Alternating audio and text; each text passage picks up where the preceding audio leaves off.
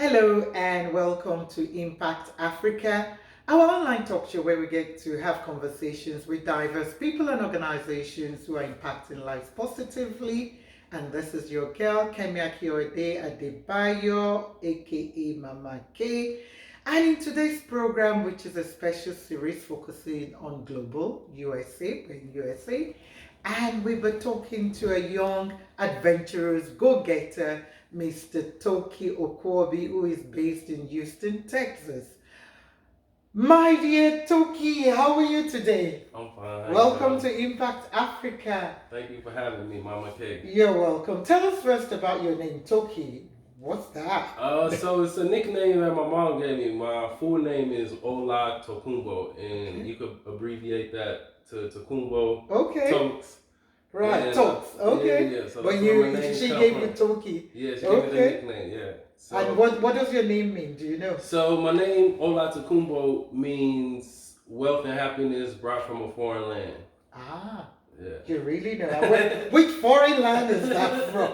So your mom and your dad, I understand they're both from different parts of the world. Yeah. So my dad is Nigerian and my mom is Dominican. Okay. Yeah. Right. So what's your position in your family and how was life growing up in a mixed culture family? I think it's good. It was like the best of both worlds. Growing up with a Nigerian father and a Dominican mother, we had lots of different diverse foods, so I was accustomed to eating a lot of different things, and then each side of the family is different from one another.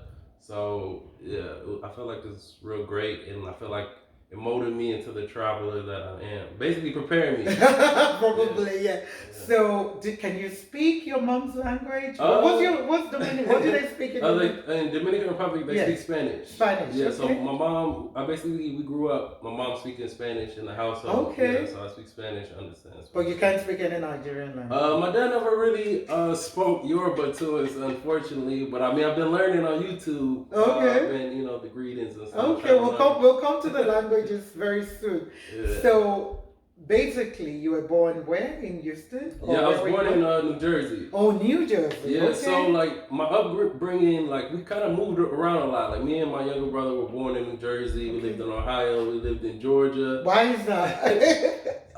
Really, I have no clue. And then we lived. Probably your dad's work, I'm sure. And then the last, 16 years, we were in Houston. Yeah, okay. Houston, Texas. And how is life Growing living up, in all those from New Jersey So to I want to say Ohio? my passion to traveling started our family vacations, road trips. Like my dad, he loves to drive everywhere. Like if he could drive to Africa, he would. Really?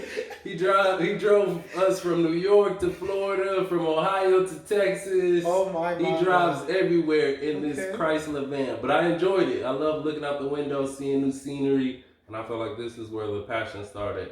Right. So now let's go, before we go back to your, life in terms of personal life. Mm-hmm. Traveling, how did you get into it? I know you said, yes, from kind of when you were young, but now as an adult, how did you suddenly just decide, okay, I want to travel the world? And why? What inspired you? What did inspire me? I would say, I guess my first trip going to the Dominican Republic when I'm young, it really opened my mind for how things are outside the U.S. Seeing how my mom was raised and her upbringing, it really made me want to see more of the world.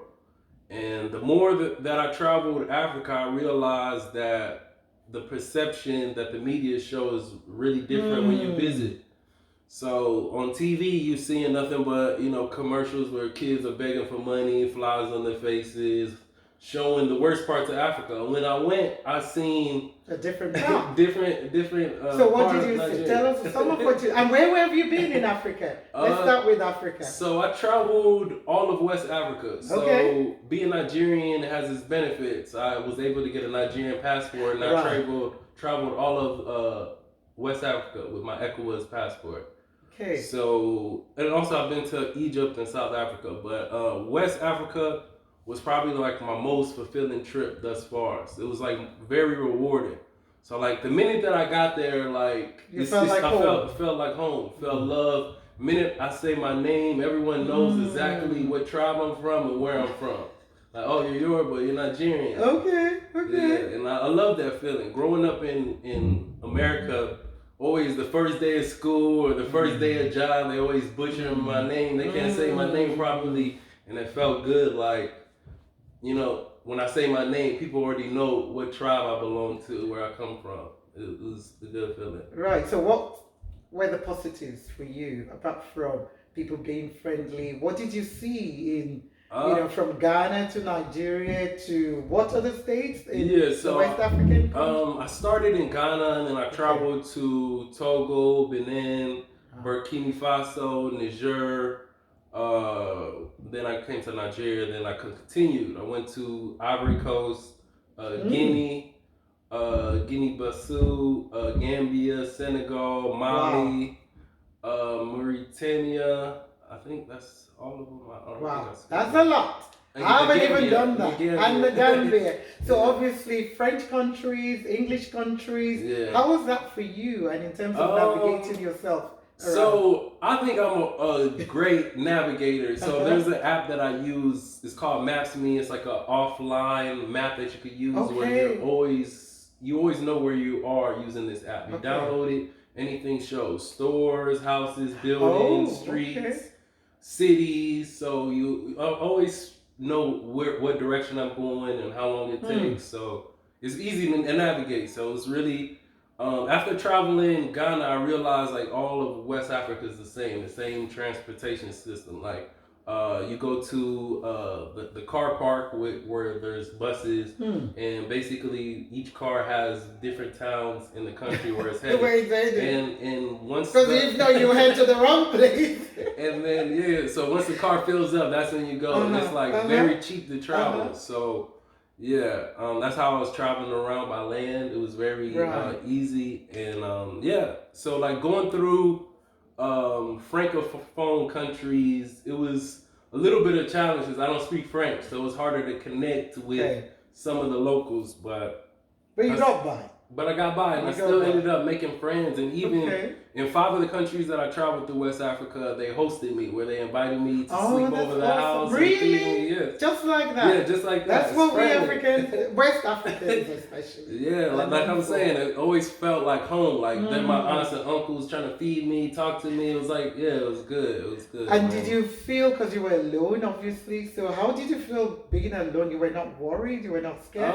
So this wasn't my first solo trip. Right. My first solo trip, I went to